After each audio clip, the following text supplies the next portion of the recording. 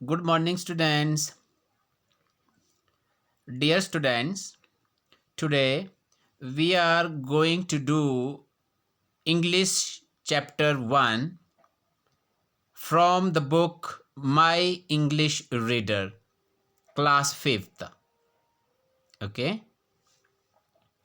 इस बुक का first chapter हम आज करने वाले हैं मंडे मॉर्निंग ब्लूज। सबसे पहले हम टाइटल को अंडरस्टैंड करते हैं बेटू कि मंडे मॉर्निंग ब्लूज का मतलब क्या होता है। ठीक है ना। जैसा कि मैंने आपके लिए यहाँ पर हिंदी में दिया है, बच्चे बूढ़े हो या फिर जवान, हर कोई बेसब्री से वीकेंड का इंतज़ार करता है। लेकिन वीकेंड के बाद जब अगला दिन सोमवार आता है तो मानो घड़ों पानी पड़ जाता है ना। सोमवार की सुबह लगभग हर इंसान के दिल में एक बार यह इच्छा जरूर आती होगी कि काश संडे की तरह मंडे भी हॉलिडे होता। यानी कि if you have blues you feel sad. The commonest use is Monday blues, referring to laziness one gets to work, as they just enjoyed work-free weekends. If you say morning blues, probably it means the morning you don't feel to do anything. That is called Monday morning blues. समझ आ गया बेटा? ये title था। सबसे पहले title understand करते हैं, उसके बाद हम जो है चैप्टर को बारी बारी से अंडरस्टैंड करेंगे कि चैप्टर में ये किस तरीके से दिया गया है, वो क्या था मंडे मॉर्निंग ब्लूज का, किससे वो महसूस हो रहा था, उसको हम जो है अंडरस्टैंड करेंगे। Now let's get started. Monday morning blues, जैसा कि टाइटल मैंने आपको बताया, जब आप सैड फील करते हैं, लेजीनेस फील करते हैं, है ना, तब हम उस चीज़ को बोलते हैं मंडे मॉर्निंग ब्लूज। वीकेंड के बाद जब सोमवार आता है, संडे की तरह जब नेक्स्ट सोमवार आता है, तब हमें लगता है कि हम फ्री में रहें। जैसा रेस्ट संडे को किया था उसी प्रकार मंडे को भी करेंगे। That is called Monday morning blues. Monday mornings always found. यहां एक बात ध्यान देनी है आप लोगों ने बेटा, एक एक वर्ड का हमें पार्ट्स ऑफ स्पीच में पता होना चाहिए। पार्ट्स ऑफ स्पीच अगर हम अंडरस्टैंड कर सक पा रहे हैं तभी हमें चैप्टर अंडरस्टैंड होगा। अदरवाइज हम जो है इसको प्रॉपरली अंडरस्टैंड नहीं कर पाएंगे, प्रॉपरली इंटरप्रेट नहीं कर पाएंगे और अच्छे से अनुवाद हम नहीं कर पाएंगे, और ना ही हम जो है इसका आंसर अपने वर्ड में लिख पाएंगे। यहाँ पर मंडे मॉर्निंग्स दिया गया है बेटा। यहाँ पर जो मॉर्निंग्स दिया है वो एस लगा के क्यों लिखा गया है, ये चीज़ पहले आप अंडरस्टैंड करिए। मैंने वर्ड मीनिंग दिया है लेफ्ट हैंड साइड को। मॉर्निंग्स का मतलब क्या होता है, नाउन होता है। अगर हम मॉर्निंग की ही बात करते हैं विदाउट एस, वो भी नाउन होता है, लेकिन इसमें डिफरेंस कितना है। अगर हम मॉर्निंग्स की बात करते हैं तो वो आपको ये शो करेगा कि हर मॉर्निंग में, यानी कि ये जो हर मॉर्निंग में आप फील, जो भी एक्टिविटी आप फील करोगे, ठीक है, तो उसको हम बोलेंगे मॉर्निंग्स। और अगर हम स्पेशल मॉर्निंग की बात करेंगे तो वो उसमें हम एस नहीं जोड़ेंगे। वो प्राय हम कहेंगे कि next morning, next day morning, tomorrow morning, specific आ जाएगा वो। तो एक पॉइंट क्लियर हो गया बेटा आपको कि मॉर्निंग्स का मतलब क्या है यहाँ पर। ठीक है ना। Something that happens very morning, every morning. Always, अब ऑलवेज है यहाँ पर, हमें ये भी पता होना चाहिए पार्ट्स ऑफ स्पीच में क्या कहलाता है। एडवर्ब, एडजेक्टिव, और इट इज़ अ कंजंक्शन, और इट इज़ एन प्रेपोजिशन। ये भी हमें जो है पता होना चाहिए बेटा। अगर यहाँ बात करते हैं तो यहाँ पर ये एडवर्ब की बात कर रहा है। Always found Tom swear miserable. अब यहाँ पर फाउंड क्या है, second form of verb find. Find की सेकंड फॉर्म यहां पर यूज की गई, यानी कि पास्ट टेंस में यूज हो गया। टॉम स्वेयर ये प्रॉपर नेम है। आप देखेंगे टॉम का टी कैपिटल है, स्वेयर का एस कैपिटल है। ये कैपिटलाइजेशन क्यों होता है बेटा, ये इसलिए होता है जब हम किसी भी प्रॉपर नाउन का जिक्र करते हैं सेंटेंस के शुरू में करेंगे, चाहे बीच में या लास्ट में, वो हमेशा कैपिटल लेटर में लिखा जाएगा। मिजरेबल क्या है, ये एडजेक्टिव है जिसका मतलब क्या होता है, उदास, दयनीय या डिसमल, वेरी अनहैप्पी। तो इसका मीनिंग क्या बन गया, Monday mornings always found Tom swear miserable. उसको जो है अपना मंडे मॉर्निंग को जो है वो हमेशा जो है उसने पाया कि मैं दुखी हूँ, और मेरी जो मानसिक स्थिति है, शारीरिक स्थिति है, वो जो है दयनीय है ना, दुखी है। वो मतलब अपने आप को दुखी मानता था, कि लेजीनेस मानता था कि मुझे कुछ करने की इच्छा नहीं हो रही है। Because with it began another, क्योंकि अब इस ही मंडे मॉर्निंग की शुरुआत से ही जो है क्या होता था, weak slow suffering in schools. अब स्कूल जाने की बारी शुरू हो जाती थी। अगर हम बच्चे की यहाँ पर बात करते हैं, इंटरप्रेट करते हैं, अनुवाद, तो वो बच्चे की ये सोच है कि अब मुझे नेक्स्ट वीक, पूरे वीक जो है क्या करना पड़ेगा, पीड़ा सहन करनी पड़ेगी। लॉन्ग सफरिंग पेशेंटली, है ना, धीमी पीड़ा जो है स्कूल जाने की मुझे सहन करनी पड़ेगी अगले वीक को, वो जो शुरू होगी या शुरू होगी। टॉम ले इन बेड एंड थॉट, इसीलिए वो क्या करता है, बिस्तरे में ही पड़ा रहता है और सोचता रहता है, या उसने सोचा। ये भी हमें पता होना चाहिए। टॉम ले फर्स्ट फॉर्म ऑफ वर्ब है, और बेड क्या है, नाउन है, और एंड क्या है, कनेक्टर है, कंजंक्शन हम बोल सकते हैं, दो सेंटेंस को जोड़ने वाला। और थॉट क्या हो गया, थिंक की सेकंड फॉर्म। थिंक सोचना और थॉट सोचा। तो उसने क्या सोचा, इफ आई वर सिक। अब इस सेंटेंस से हमें ये मालूम पड़ रहा है कि वह कल्पना कर रहा है, इमेजिनेशन कर रहा है, गैस कर रहा है कि काश मैं अगर बीमार होता तो मेरे पास एक अच्छा विकल्प होता स्कूल ना जाने का, घर पर रहने के लिए। I could stay away from school, मैं स्कूल से दूर रह सकता था, यानी कि घर पर स्टे कर सकता था। एंड गो फिशिंग, और मछली पकड़ने का काम मैं फिर कर सकता था। उसने ये बिस्तर में रहकर सोचा। ही थॉट फर्दर अबाउट इट, और फिर उसने इसके बारे में और आगे सोचा। ही प्रोनाउन और किसके लिए यूज किया गया है, ये टॉम स्वेयर के लिए। Thought second form of think, further आगे, ठीक है ना। अबाउट इट, अब अबाउट क्या हो गया आपके पास, प्रेपोजिशन। इट क्या हो गया आपके पास, प्रोनाउन। अब यहां पर जो इट यूज किया गया है ये हमें पता होना चाहिए कि किसके लिए रिप्लेसिंग किया गया इसने, उस प्लान के बारे में जिसकी वो जिक्र कर रहा है कि मैं स्कूल से अवे कैसे रहूं। इसीलिए उसने यहाँ पर, हमने जो है क्या यहाँ पर इट यूज किया गया है उस चीज को बताने के लिए। हमें प्रोनाउन का भी पता होना चाहिए, कब हम इसको यूज कर रहे हैं, कैसे ये रिप्लेस हो रहा है और किसके लिए हम इसको रिप्लेस कर रहे हैं। समझ गए बेटा। उसी प्रकार देखिए next, but despite all his attempts to detect some symptoms. अब बट का क्या मतलब है, अब देखना आपने, जब हमारा full stop, sentence full stop हो जाता है और मीनिंग क्लियर हो जाता है, उसके बाद जब हम सेंटेंस शुरू करते हैं तो उसका फर्स्ट लेटर कैपिटल होगा। नो डाउट वो वर्ड जो मर्जी होगा आपका, प्रेपोजिशन है, एडजेक्टिव है, नाउन है, एडवर्ब है, प्रेपोजिशंस है, कंजंक्शंस है, ये हमें पता होना चाहिए, ठीक है। डिस्पाइट ऑल हिज अटेम्प्ट्स, मतलब जितने भी उसने अटेम्प्ट्स किया था, प्रयत्न किया था, प्रेजेंट पार्टिसिपल है, प्रेजेंट सिंपल यूज किया गया, अटेम्प्ट्स थर्ड पर्सन सिंगुलर के लिए, ऑल हिज अटेम्प्ट्स। ये पार्ट्स ऑफ स्पीच में हमने इसको डिवाइड करना है, तब जाके हम जो इसको ट्रांसलेट कर पाएंगे, इंटरप्रेट कर पाएंगे, इसका अनुवाद कर पाएंगे, इसका सही मीनिंग हम ले पाएंगे, ठीक है।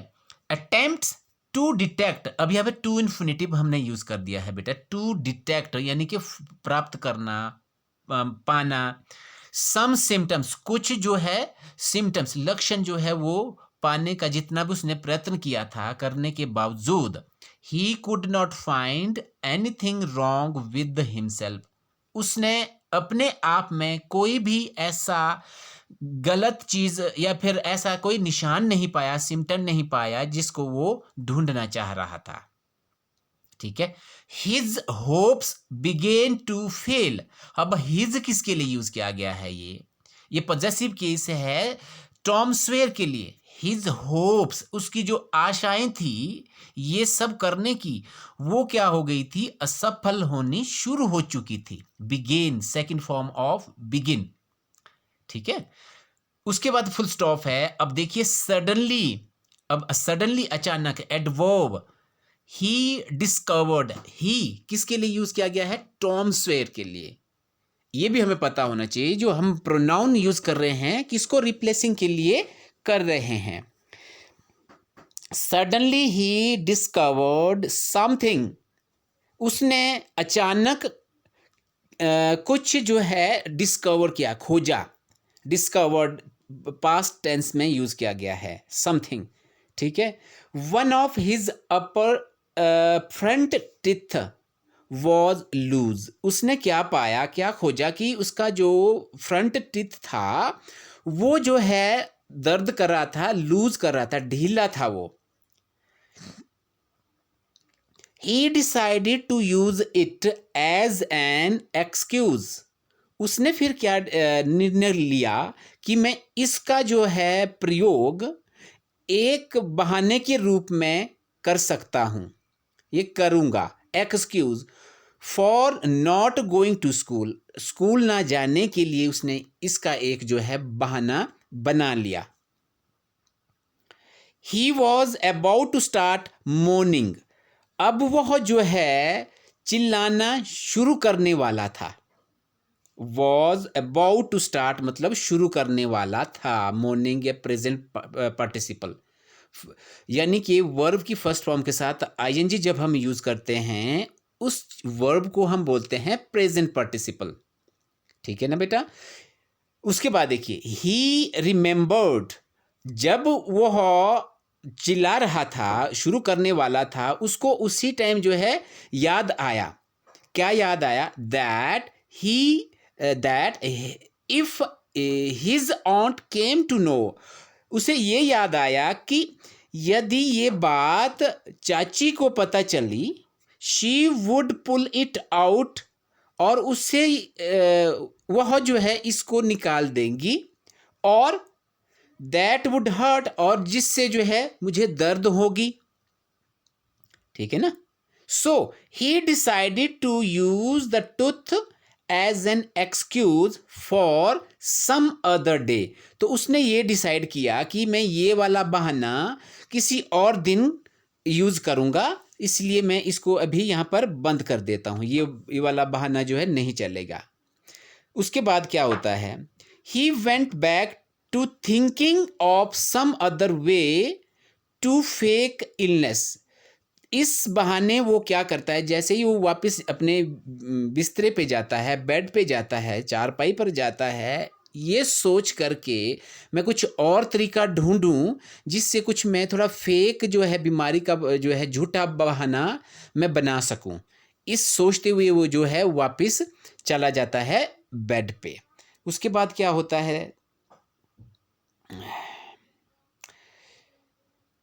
ही रिमेंबर्ड हियरिंग द डॉक्टर, उसे तब याद आता है डॉक्टर को ये कहते हुए, ये डिस्क्राइब करते हुए कि describe an illness that had caused a patient to lose a finger, एक पेशेंट को जो है अपना फिंगर जो है लूज करते, जिसने अपनी फिंगर को लूज किया था, वो डिस्क्रिप्शन उससे जो है याद आया कि पेशेंट को जो है उस टाइम डॉक्टर ने क्या कहा था।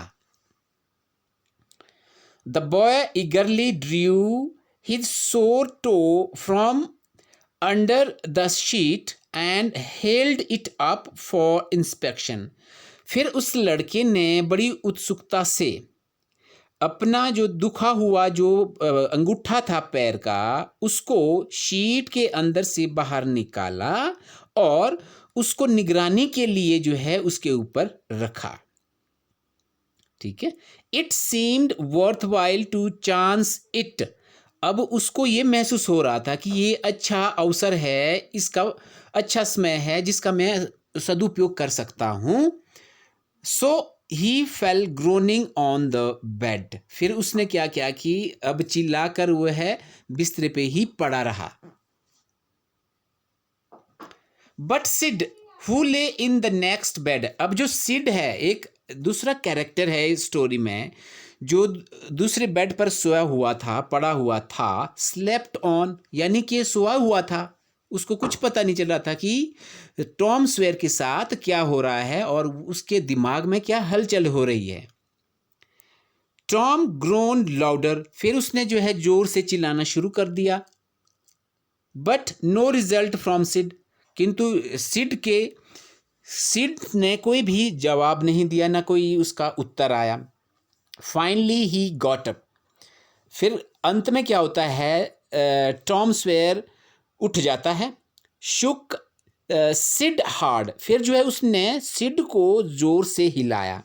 And then went back to his bed groaning. फिर वापस आया अपने बिस्तरे पे चिल्लाते हुए, मानो उसे बहुत ज़्यादा दर्द हो रहा है। Sid yawned, stretched, then brought himself upon his elbow। फिर जो सिड है उसने जमाइन ली और अंगड़ाइयाँ ली, अपनी बाहें फैलाई। उसके बाद उसने अपने आप को एल्बो पर, कोहनी पर खड़ा किया। With a snort and began to stare at Tom. और उसको जो है दुख से, यानी कि एंगर से, क्रोध से भरकर उसको जो है घूरता रहा, देखता रहा। Begin to stare at Tom. Tom went on groaning. Tom पर कोई असर नहीं हुआ और वह चिल्लाता ही रहा। ग्रोनिंग का मतलब होता है मोर्निंग का, ये आपका जब फीलिंग्स आती है जब हम पेन में होते हैं तब।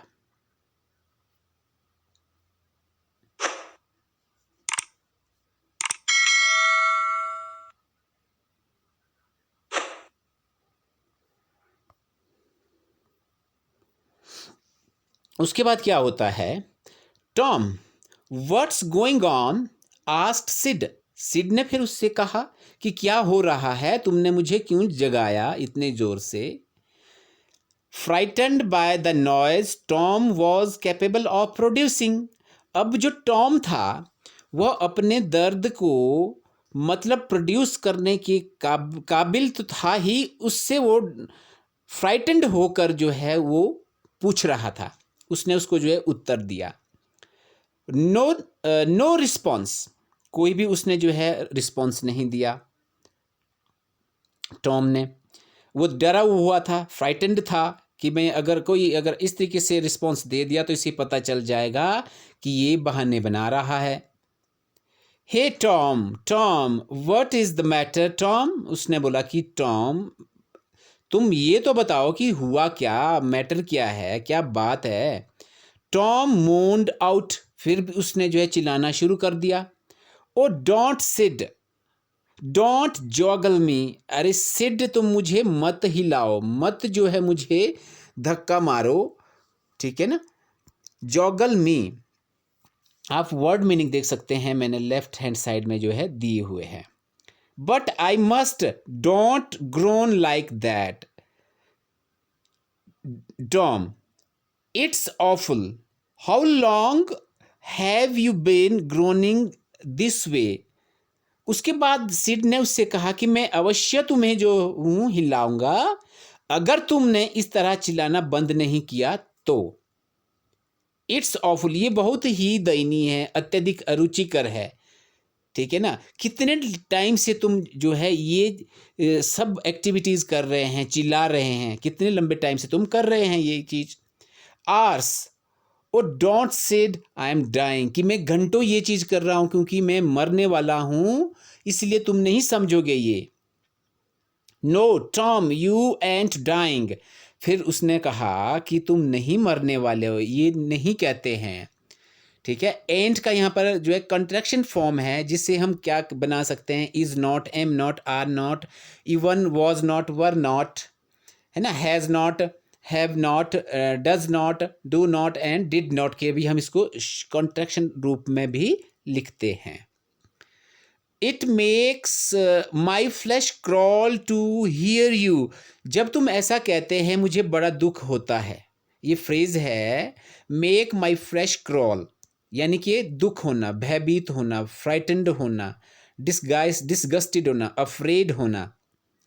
What is the matter, I must call aunty, तुम मुझे ये बताओ कि हुआ क्या है, बात क्या है, मैं अवश्य ही चाची को बताऊंगा या फिर उसे उन्हें मैं बुलाऊंगा। I forgive you everything Sid, said Tom in a fresh bout of groans, उसने दर्द से कराते हुए सिड से कहा कि मैं तुम्हें माफ़ कर दूंगा हर एक चीज़ से। वेन आई एम गॉन, जब मैं जाता हूँ या चला जाऊँगा, you give my window sash and my cat with one eye to that new new girl who's come to the town and tell her, कि आपने ये जो विंडो सेश है, मैंने यहाँ पर इमेज दी हुई है, आप इसको ऑब्जर्व करें और देखें कि ये कैसे होता है। खिड़की का जो चौखट होती है, उसके पार्ट्स जो होते हैं ना, वो मैंने इमेज आपके लिए यहाँ पर दी है कि उस लड़की के लिए दे देना और उससे कहना। But Sid had flown downstairs, परंतु जो सिड है वो सीढ़ियों से नीचे उतरा। एंड इन्फॉर्म्ड ऑन्ट पॉली, और उसने जो है पॉली चाची को जो है सूचित किया। कम क्विक आंटी, टॉम्स डाइंग, उसने कहा चाची जी आप जल्दी आइए, टॉम जो है मरने वाला है। What rubbish, I don't believe it, उसने कहा कि क्या बेहुदा बात कर रहे हो तुम, मैं इस चीज़ों पर विश्वास नहीं करती हूँ। But the poor lady hurried upstairs, परंतु बेचारी औरत क्या करती, जल्दी से उसने जो है सीढ़ियाँ चढ़नी शुरू कर दी। With Sid and Mary, Mary और सिड के साथ, एट हर हील्स, अपने हील्स के साथ ऊपर आना शुरू कर दिया। Her face grew white and her lips tremble, उसका फेस सफ़ेद हो गया और उस उनके जो होंठ थे वो जो है कांप रहे थे कि क्या वाकई ऐसा हो रहा है। What's the matter with you Tom, she cried, वह उसके ऊपर चिल्लाई और कहा कि तुम मुझसे बताओ कि बात क्या है, क्यों तुम ऐसा कह रहे हो। ओ आंटी माई टो, उसने कहा कि हे आंटी मेरा जो टो है वो बड़ा दर्द कर रहा है। What is the matter with your toe, कि अब तुम्हारे इस टो के साथ क्या हो गया है, अंगूठे के साथ क्या हो गया है। Oh auntie my sore toe is going to fall off, अब मेरा जो ये दुखता हुआ जो अंगूठा है ये बहुत ही दर्द कर रहा है। द ओल्ड लेडी सैंक डाउन, अब जो बूढ़ी औरत थी वो जो है नीचे बैठ जाती है। इन अ चेयर विद रिलीफ, इस रिलीफ से कि मैं उससे मिल चुकी हूँ, आराम से। शी लाफ्ड एट लिटिल, और थोड़ी देर तक वो हंसी। Then she cried a little, फिर वो थोड़ी सी उसके ऊपर चिल्लाई। देन डिड बोथ टुगेदर, और कभी कभार ये दोनों चीजें उस पर वो एक साथ किया करती।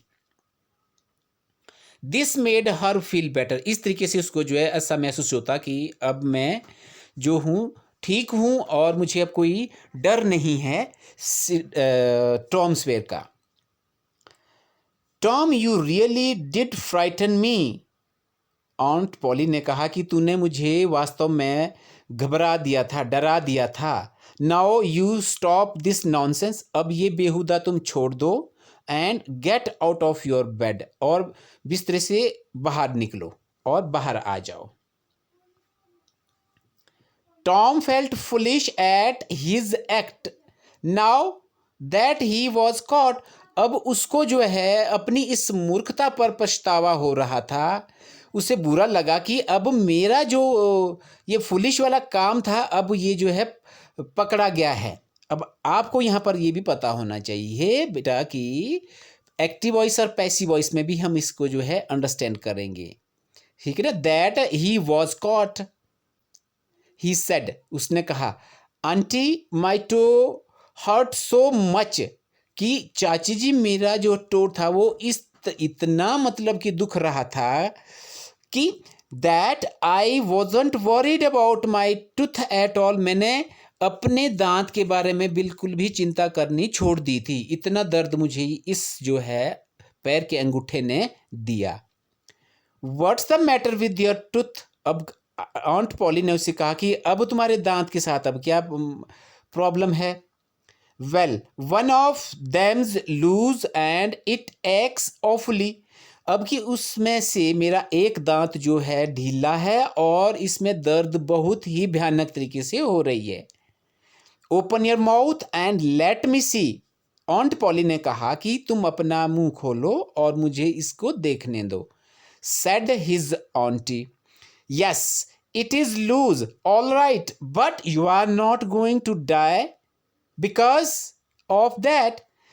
ऑन्ट पॉली ने कहा कि हाँ ये तो लूज वाकई है और ठीक है, तुम जो है इससे मरने तो वाले नहीं हो, क्योंकि इससे दांत से कोई भी आज तक मरा नहीं है। Mary get me a silk thread, मेरे लिए जो है सिल्क थ्रेड लाओ, and a chunk of fire out of the kitchen, अब किचन से एक जलता हुआ लकड़ी का कोयला लाओ।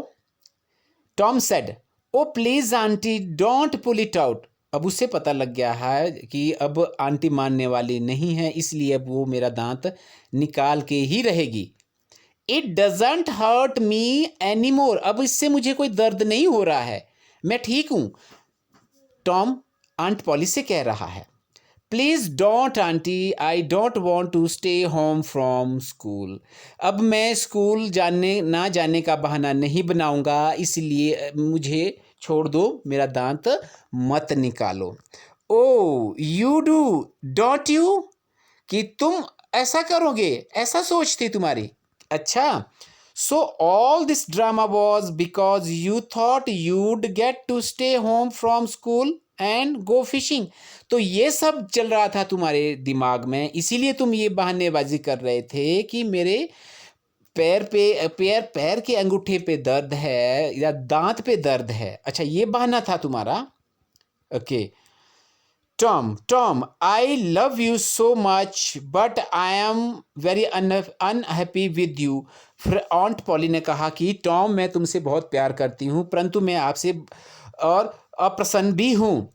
You seem to try everything you can to break my old heart with your outrageousness, तुम अपने इस मूर्खता भरे व्यवहार से तुम इस बूढ़े दिल को जो है ठेस पहुंचाते हैं। आप जो कुछ भी हो पड़ता है तुम वो चीज करते हो।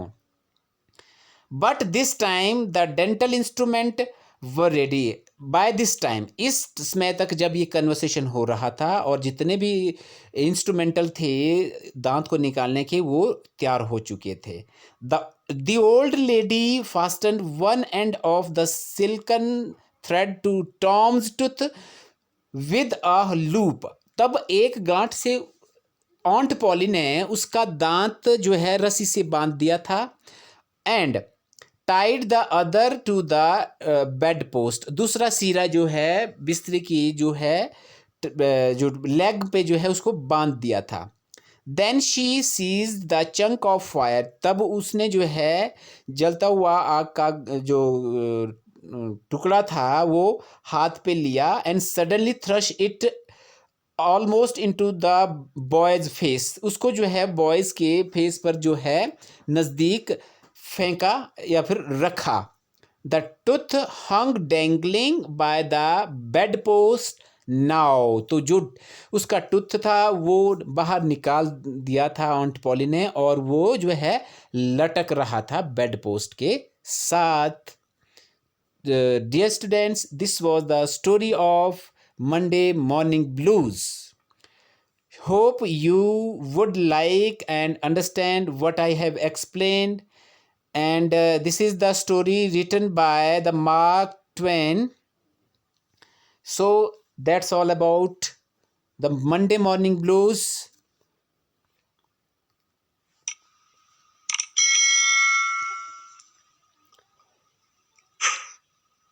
Thank you for watching my video, beta. Have a nice day. And in next video, we will do the question answer of this chapter.